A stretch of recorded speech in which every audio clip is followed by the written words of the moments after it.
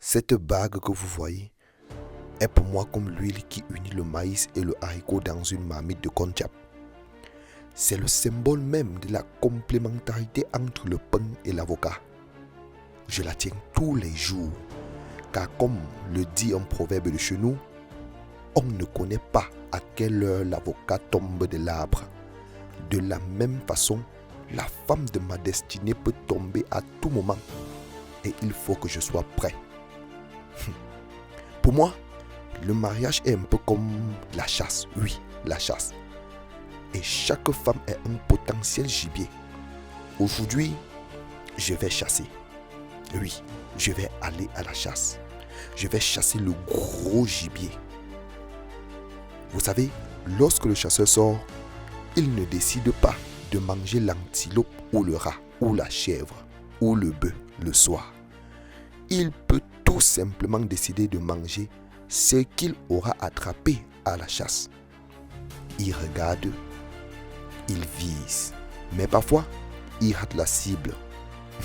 C'est pas grave, il doit chercher un autre gibier. Aïe, ça fait mal. Pourquoi tant de cisanie? Heureusement que je suis un habitué. Les femmes me giflent chaque jour. Certainement parce qu'elles m'aiment violemment. Quoi qu'il en soit, comme on le dit très souvent, chaque risque a des métiers. Mais ça ne donne pas le droit d'abandonner. Sauf si le chasseur se retrouve à chasser le gibier d'un autre chasseur.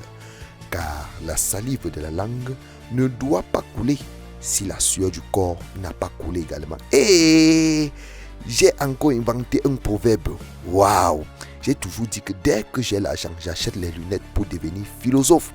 Comme ça, on va dire les citations de Gabriel Tindo. Oh, les pommes. Voilà pourquoi le chasseur doit tendre ses propres pièges. En effet, la chasse est aussi un grand investissement, au même titre que la fuite. Ah oui, pour fuir un chasseur, il faut avoir les pieds sur terre. Parce qu'une fois que le chasseur attrape le gibier doit rentrer avec lui à la maison, même par force. Pourquoi tant de cisanie? Voilà, j'ai mis la bague, j'ai mis la bague, j'ai mis la bague. Tu vas m'épouser, j'ai mis la bague. Linda! Je ne te pousse pas. Villageois. Linda! Linda! Linda! Hey! Tout ce que j'ai dépensé.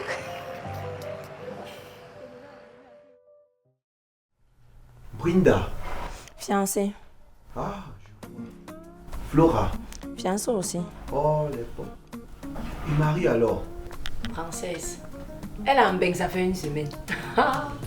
Massa! Le pays ne fait que se vider. Les gens ne font que partir, les gens ne font que partir. Si on regarde bien maintenant, tu vas voir qu'il y a 13 personnes dans ce pays. Non, je sais que j'exagère. 14. Et sur les 14 là, tu vas voir qu'il y a 5 qui ont déjà fait le papier pour partir. 4 sont en train de chercher la route de la mer pour partir. Et le reste se bat à chercher les opportunités, ils ne trouvent pas. Un peu maintenant, tu vois seulement sur les statues.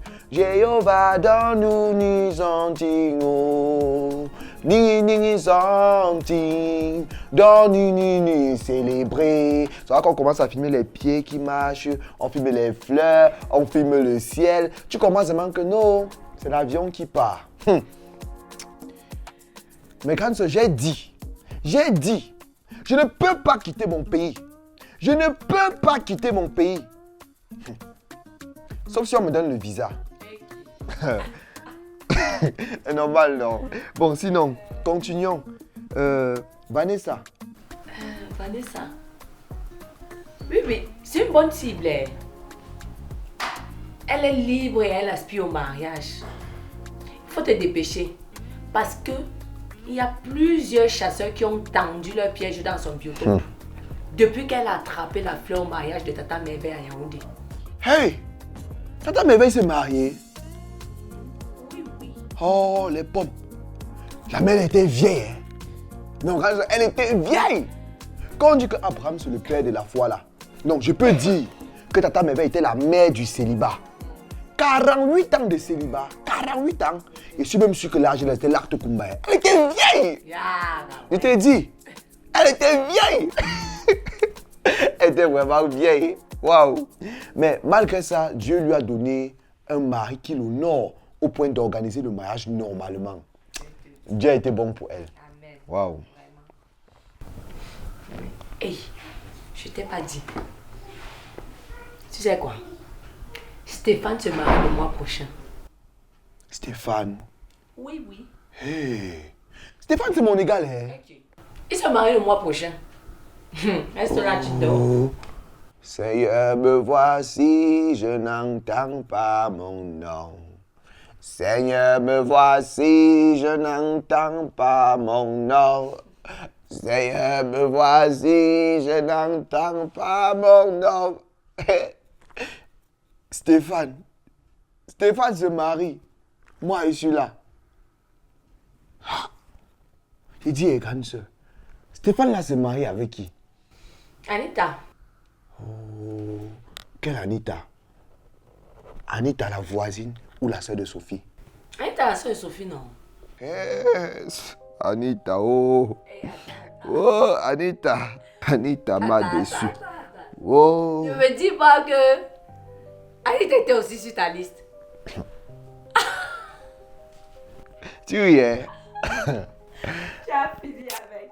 N'est-ce pas, tu avais dit que si une femme n'est pas bien brune, d'un teint chocolat, et bien gentille comme le coupon de 125, mannequin, j'ai bien grasse, avec de la licence en poche accompagnée d'un travail, et surtout de ton village, tu ne l'épouses pas. Ça fait seulement comment? Écoute, quand j'étais un enfant, je parlais comme un enfant. Je pensais comme un enfant. Je raisonnais comme un enfant. Et lorsque je suis devenu grand, j'ai compris que la femme, c'est la femme, dis donc. Je suis plus dans les critères de bonne femme là. Tout ce que je veux, grande sœur, c'est un individu de sexe féminin. Les gens se marient ici, ouais. Les gens se marient. Je me marie au... Mais attends. Tu feras comment pour savoir que c'est la femme de ta destinée que tu es sur le point de demander en mariage? Hey, c'est simple. J'écoute mon cœur. Comment ça? Écoute, quand je vois une femme marcher et que je la regarde, et que mon cœur fait tout, c'est un signe. C'est elle la femme de ma destinée. Ok, sauf que là, sur ta liste là, il y a plusieurs femmes de ta destinée, parmi lesquelles ton cœur a fait tout.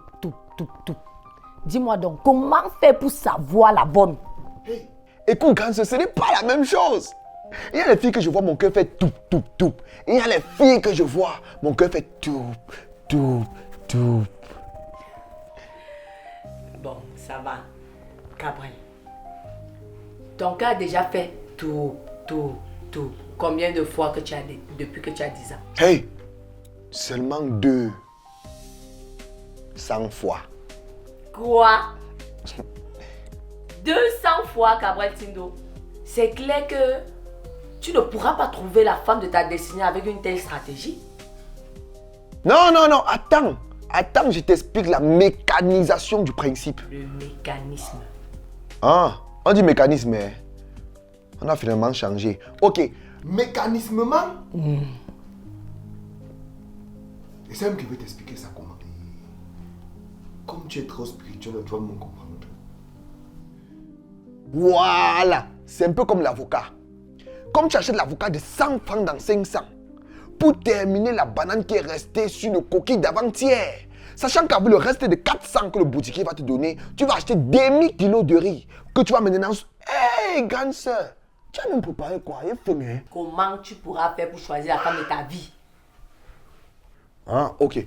Bon, je disais tantôt, avant que la famille ne me coupe, que lorsque tu peux acheter l'avocat, dans un plateau, il y a ce qui est non tendre, on a ce qui est tendre et on a ce qui attaque. Maintenant, tu fais comment? Tu tapes tous les avocats, tu tapes, jusqu'à ce que tu tombes sur ce qui est tendre.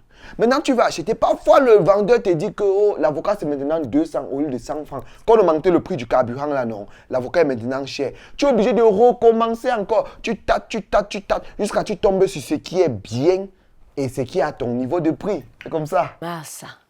Mais quand tu tâtes les avocats tendres, tu les dénatures. Et puis quand les clients vont venir maintenant acheter, ils sont obligés d'acheter à un prix bas. Pourquoi ne pas demander simplement au vendeur que tu veux un avocat tendre de 100 francs? Cabrel, ce que je veux dire, c'est que Dieu vend les avocats. Tu peux lui demander l'avocat que tu veux. Et lui, en tant que bon père, il te donnera, et même au-delà de ce que tu peux imaginer. Dis Amen. Amen.